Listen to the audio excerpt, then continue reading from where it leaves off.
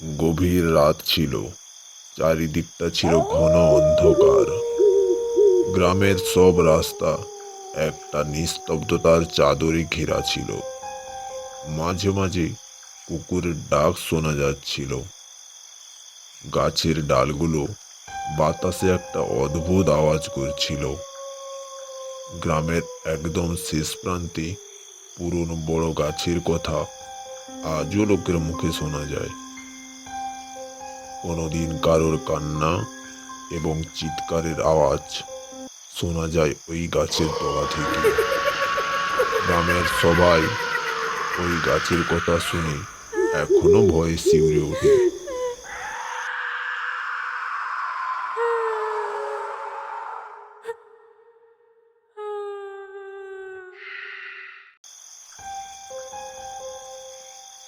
একদিন বৃষ্টির রাতের কথা। কয়েকজন লোক চায়ের দোকানে বসে নিজেদের মধ্যে কথা বলা বলি করছিল। পাশে হ্যারিকেনের আলো টিম টিম করছিল। পরিবেশের নিস্তব্ধতা আরো গভীর হয়ে উঠেছিল। সেই গাছতলার কথা বলা বলি করছিল তারা। হঠাৎই পাশে তাদের মধ্যে একজন বলে উঠল, আচ্ছা কাকা, আমি পাশের গ্রাম থেকে এসেছি। আমি যখন রাস্তার কথা জিজ্ঞেস করছিলাম, আমাকে অনেকেই বলল, যেদিক দিয়ে যাও না কেন ওই ভয়ানক গাছতলার পাশ দিয়ে যেও না। আমাদের গ্রামের দিকেও এই গাছতলার কথা শোনা যায়। আচ্ছা, কি হয়েছিল এই গাছতলায়? সত্যি কি অলৌকিক কিছু আছে? মিথ্যে বলবো না, মনে ভয় তো একটু লাগছেই, কিন্তু তবুও জানতে বড় ইচ্ছে করছে। এটা কোনো গল্প নয়।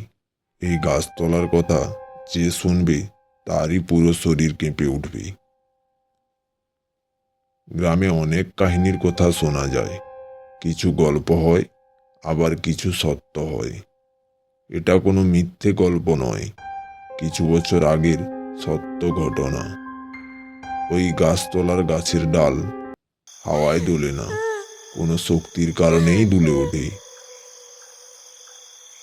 আর মাঝে মাঝে ওখান থেকে এখনো শোনা যায় অদ্ভুত ধরনের আওয়াজ। বেশ কিছুদিন আগে গ্রামে বাস করত দুজন বন্ধু, রঘুনাথ ও মাধব। দুজনেরই সাধারণ জীবনযাপন ছিল। চাষবাস করে সংসার চালাতো। কিন্তু একদিন তারা ভয়ানক ভুল করে ফেলল। আর তার কারণেই এই গ্রামে ভয়ানক রহস্যের কথা রটে গেল। সেই কাহিনীর কথাই আজকের বলবো তোমায়। কিন্তু মনে রেখো, এটা কোনো কাহিনী নয়, একদম সত্য ঘটনা। রাত বেশ অনেকটাই হয়ে গিয়েছিল। সবাই নিজের নিজের ঘরে ঘুমাচ্ছিল। তখনই রঘু তার জমিতে সেচ দেওয়ার জন্য প্রস্তুতি করছিল। কিন্তু তার স্ত্রী মালতী তাকে বাইরে যেতে দিতে মানা করছিল। শোনো বলছি, এই এত রাতে জমিতে যাওয়ার কি খুবই জরুরি? তোমার এই সব কথা শুনে কিছুই ভালো লাগছে না। যদি আজ জল না দিই তাহলে ফসলের অনেক ক্ষতি হয়ে যাবে।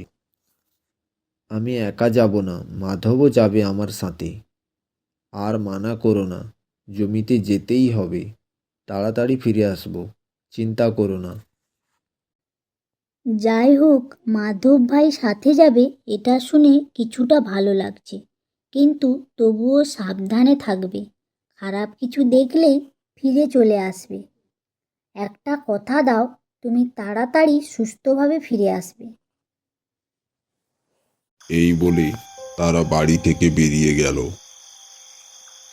অর্ধেক রাতে দুই বন্ধু বাড়ি থেকে বেরিয়ে ক্ষেতের দিকে যেতে লাগলো। রাতের একদম শেষ প্রহর চলছিল। দুজনে জন্তু জানোয়ারের হাত থেকে বাঁচার জন্য আগুন ধরিয়ে নিল। দুজন ওই বড় গাছতলার থেকে বেশি দূরে ছিল না। কিছুক্ষণ যেতে যেতেই তারা শুনতে পেল এক অদ্ভুত আওয়াজ। তুই শুনতে পেলি রঘু একটা অদ্ভুত আওয়াজ? রঘু কিছুটা ভয় পেয়ে গিয়েছিল। সে নিচু স্বরে বলল, হ্যাঁ রে মাধব, আমিও শুনতে পেয়েছি। আমার ভয়ে তো পুরো শরীর শিউরে উঠছে। চল এখান থেকে পালিয়ে যাই।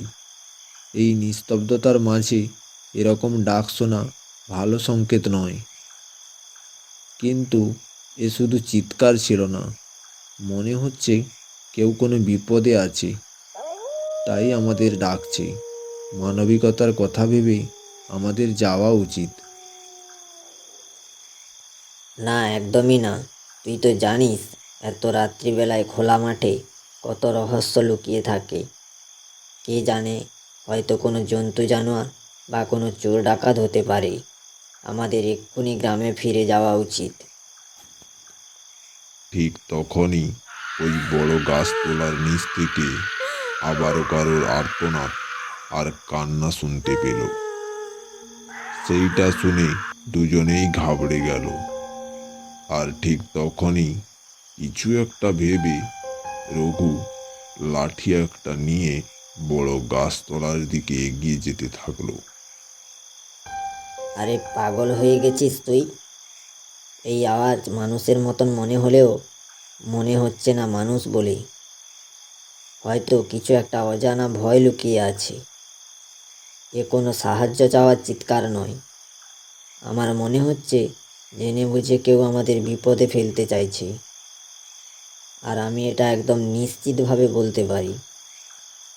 আর সত্যি যদি ওখানে কোনো মানুষ বিপদে পড়েছে আর আমরা শুনেও ভয় পেয়ে পালিয়ে যাই, আর কাল যদি কারোর লাশ পাওয়া যায়, তাহলে গ্রামের কেউ কি আমাদের ক্ষমা করবে?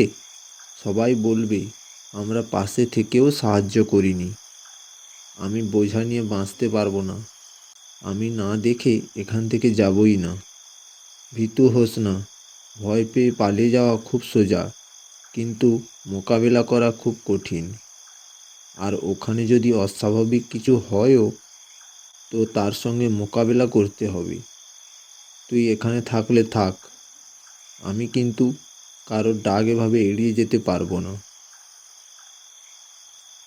রঘুর এই সব কথা শুনে মাধব চুপ করে গেল। আর রঘু কিছুক্ষণের মধ্যে ওই ভয়ানক জঙ্গলে প্রবেশ করল।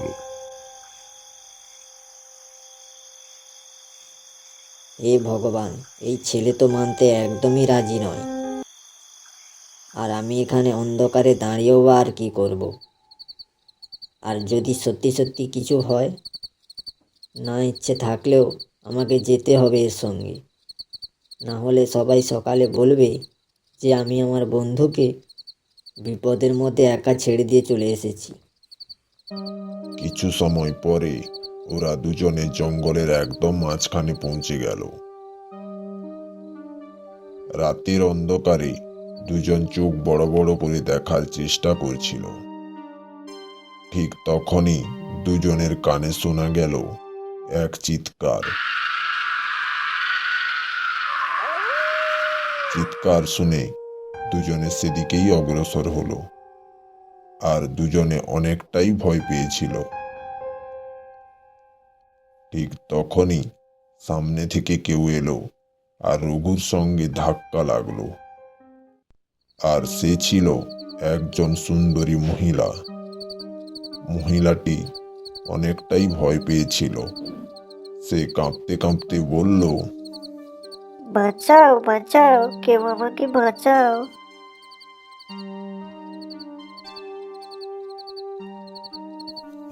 এইটা বলে সে অজ্ঞান হয়ে গেল। আর রঘু তার সুন্দর মুখের দিকে তাকিয়ে রইল। তারপর সে মাধবকে বলল, আরে মাধব, তুই দেখেছিস এই মহিলাটি ভয়ে কীরকম থরথর করে কাঁপছিল আর কথা বলতে বলতে অজ্ঞান হয়ে গেল। আমার মনে হচ্ছে খুবই বিপদে ছিল। আরে রঘু, আমার কিন্তু কিছুই ঠিক লাগছে না। আমার কাছে খুবই অদ্ভুত লাগছে। এত রাতে ফাঁকা মাঠে একা একটা মহিলা কী বা করছিল, তুই বুঝতে পারছিস না? আরে তুই এর অবস্থাটা দেখ, ভয় আর তৃষ্ণায় পুরো ভেঙে পড়েছে। তুই তাড়াতাড়ি যা, কিছুটা জল নিয়ে আয়। এর জ্ঞান ফিরে আনাটা খুবই জরুরি। আরে এখান থেকে একদম যেতে মন চাইছে না, কিন্তু তুই এত জেদ করছিস যে বাধ্য আমাকে যেতে হচ্ছে। আমার যদি কিছু হয় তাহলে সব দোষ তোর হবে। সে জল আনতে ওখান থেকে যেতে লাগলো। কিছুটা যাওয়ার পর বড় গাছতলার ঠিক আগেই একটা কুয়ো দেখতে পেল। সে জল আনতে কুয়োটার কাছে গেল, আর বড় গাছতলার থেকে ভেসে আসছিল অনেক ঘুঙুরের শব্দ। ঠিক তখনই রঘুরও ভয়ানক আর্তনাদ শোনা গেল। মাধব তাড়াতাড়ি করে রঘুর দিকে যেতে লাগলো, আর গিয়ে সেই দৃশ্য দেখে সে চমকে গেল। সে দেখল একটা ভয়ানক ডাইনি রঘুর পাশে দাঁড়িয়ে, আর রঘুর পুরো শরীর রক্তে মাখামাখি হয়েছিল। সেই সব দেখে মাধব পালানোর আগেই ডাইনি তার কাছে উড়ে গিয়ে তার শরীরের উপর বসে পড়ল, আর তাকেও মেরে ফেলল।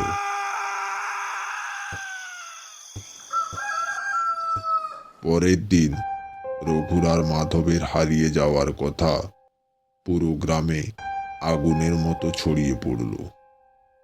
সকালে সবাই গ্রামের মোড়লের কাছে গিয়ে বলল,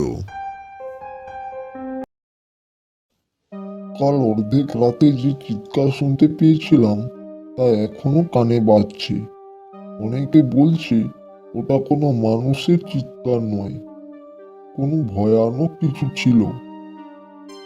রঘু আর মাধব দুজনেই যথেষ্ট যুবক ছিল। দুজনের একসঙ্গে হঠাৎ করে হারিয়ে যাওয়া কোনো স্বাভাবিক ঘটনা নয়। নিশ্চয়ই ওই গাছতলায় কিছু একটা অস্বাভাবিক ঘটেছে। হ্যাঁ, আমিও এটাই চিন্তা করছি। দুটো যুবক ছেলের হারিয়ে যাওয়া শুধু ওদের নিজেদের ঘরের চিন্তা নয়, পুরো গ্রামের চিন্তা। বাড়ির মহিলারা বাচ্চাদের বাইরে যেতে দিচ্ছে না, শ্রমিকরা মাঠে যাচ্ছে না কাজ করতে। আর যদি আমরা খুব তাড়াতাড়ি কিছু একটা না করি, তাহলে গ্রামের অবস্থা পরপর খারাপ হয়ে যাবে। মনে হচ্ছে গ্রামের সম্বন্ধে সেই পুরনো কথা আবার সত্যি হয়ে উঠছে। বয়স্ক মানুষেরা বলতো ওই বড় গাছের তলায় কোনো অশুভ শক্তি আছে। কিছু বছর আগে ওই বড় গাছের তলায় একজন শ্রমিক হারিয়ে গিয়েছিল। লোকে বলতো ভয়ানক ডাইনি এখনো ওখানেই আছে, আর সুযোগ পেলেই মানুষের উপর ঝাঁপিয়ে পড়ে। হ্যাঁ, এটা এখনো ভুলতে পারিনি আমি, কিন্তু ভয় পেয়ে পিছিয়ে পড়লে চলবে না। তাই আমি একজন মহাজ্ঞানী সন্ন্যাসীকে ডেকে পাঠিয়েছি। সে তার অলৌকিক শক্তি দিয়ে দেখতে পারবে যে আসলে কি হয়েছিল। যদি ওটা কোনো অশুভ আত্মার কাণ্ড হয়ে থাকে, ওই জ্ঞানী বাবাই তার সমাধান করবে। হ্যাঁ, আমিও শুনেছি ওই বাবার কথা। তাই আমি তোমার বলাতে ওনাকে ডাকতে আর দেরি করিনি। গ্রামের মানুষের এতদিনের ভয়, রঘুর আর মাধবের হারিয়ে যাওয়া, সব কিছু রহস্য যদি একই হয়, তাহলে ওই ঋষি বাবাই আমাদের ভরসা। আর এটাও সত্যি যে ওই অশুভ আত্মাকে তাড়াতে হলে সঠিক মন্ত্রজ্ঞানের খুব প্রয়োজন, আর এটা ওই বাবার কাছে থাকা খুবই জরুরি। নাহলে গ্রামের জন্য আরো বিপদ বাড়বে। তখনই গ্রামবাসীরা ঋষি বাবার আসার শব্দ পেল। ভয় পেও না তোমরা। তোমাদের গ্রামে যে অশুভ ছায়া পড়েছে তা আর বেশি বাড়তে দেওয়া যাবে না। আমি জানি তোমরা সবাই ভয় পেয়ে আছো। সত্যের মোকাবেলা করা অতটা সোজা নয়। ওই বড় গাছের তলায় কোনো সাধারণ নয়, ওর নিচে অশুভ আত্মাদের বসবাস। ওই দিক দিয়ে যখনই কেউ যায়, ওই ডাইনি নিজের শক্তি বাড়ানোর জন্য তার উপরে ঝাঁপিয়ে পড়ে আর তার রক্ত চুষে খায়। রঘু আর মাধবের হারিয়ে যাওয়া কোনো সাধারণ ঘটনা নয়, ওই ডাইনিরই কাজ। ও বহু বছর পরে আবার জেগে উঠেছে। এটাই মূল সময় ওকে বিনাশ করা। আজ আমি রাতে ওই বড় গাছ তলার নিচে যজ্ঞ করব, কিন্তু সবাই একটা কথা মনে রেখো, আমার টেনে দেওয়া গণ্ডির বাইরে কেউ বেরোবে না, যতই কোনো চিৎকার আসুক না কেন, না হলে তার প্রভাব পুরো গ্রামের উপর পড়বে। এরপর সবাই ঋষি বাবার সঙ্গে ওই বড় গাছতলার নিচে এসেছিল। গোটা গ্রাম ঋষি বাবার সঙ্গে ওই গাছতলার নিচে হাজির হয়েছিল। চারিদিকটা গভীর অন্ধকার আর নিস্তব্ধতার চাদরে মোড়া। নিস্তব্ধতা এতটাই গম্ভীর ছিল যে একটা পাতাও নড়ছিল না। সবাই শোনো মন দিয়ে, আমি যেটা বুঝলাম, এই মহিলা কোনো সাধারণ মহিলা ছিল না, এ ছিল একটা ডাইনি। এই ডাইনি নিজের সুন্দরতা ও ক্ষমতার জন্য সবাইকে বলি দিত এবং রক্ত চুষে খেত। প্রত্যেককে মেরে তাদের রক্তে নিজের মাথায় তিলক লাগাতো। এই জন্য পরপরও এত ভয়ানক আর শক্তিশালী হয়ে উঠেছিল।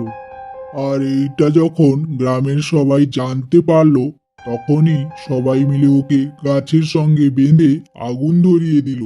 আর সেই দিন এর শরীর তো আগুনে জ্বলে গিয়েছিল, কিন্তু আত্মা এখানেই থেকে গিয়েছিল। তখন থেকে এই গাছতলায় ওর আশ্রয় হয়ে উঠেছিল, আর যখনই কেউ এদিক দিয়ে যেত, ও তাকে মেরে ফেলতো। মন্ত্র দিয়ে পুরো চারিদিকটা আগুনে রেখা করে দিয়েছিল। সবাই ওর ভেতরেই ছিল, কিন্তু তবুও ভয়ে পায়ের তলার মাটি কাঁপছিল। ওং হিং ক্লিং স্বাহা। হঠাৎই ওই গাছে একটা ধোঁয়াশা কুণ্ডলীর ভেতর থেকে এক মহিলা বেরিয়ে আসছিল।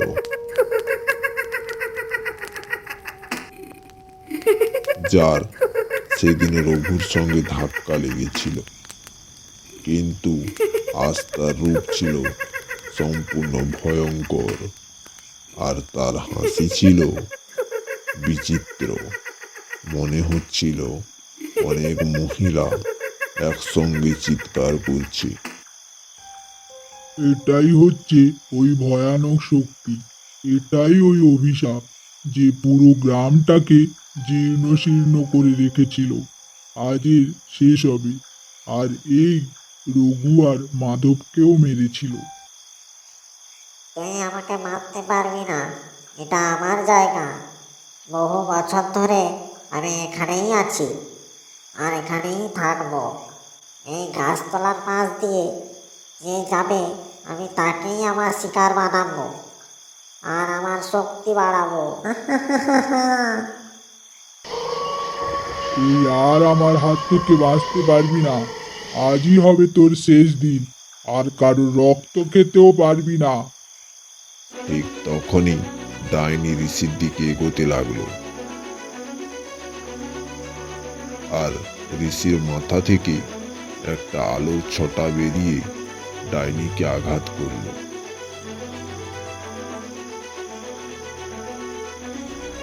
ডাইনি নিচে গড়িয়ে পড়ল। যাও, সবাই এর উপরে তাড়াতাড়ি কাঠ চাপিয়ে দাও আর একে আগুন জ্বালিয়ে দাও। সবাই এক এক করে কাঠ নিয়ে এলো আর ডাইনির উপর চাপিয়ে তাকে আগুন জ্বালিয়ে দিল।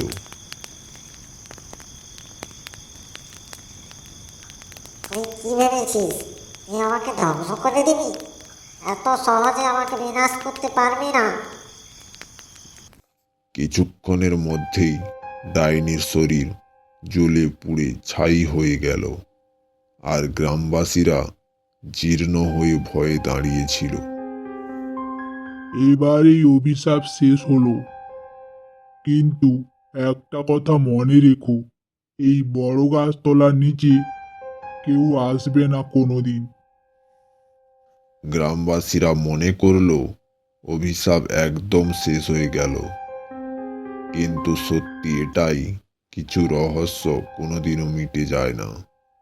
সেই রকম বড় গাছতলার নিচে এমনই এক রহস্য আছে, যে সময় এলে হয়তোবা আবারও জেগে উঠবে। বন্ধুরা, সবার যদি এই ভিডিওটা ভালো লাগে তো লাইক আর সাবস্ক্রাইব করে দিও।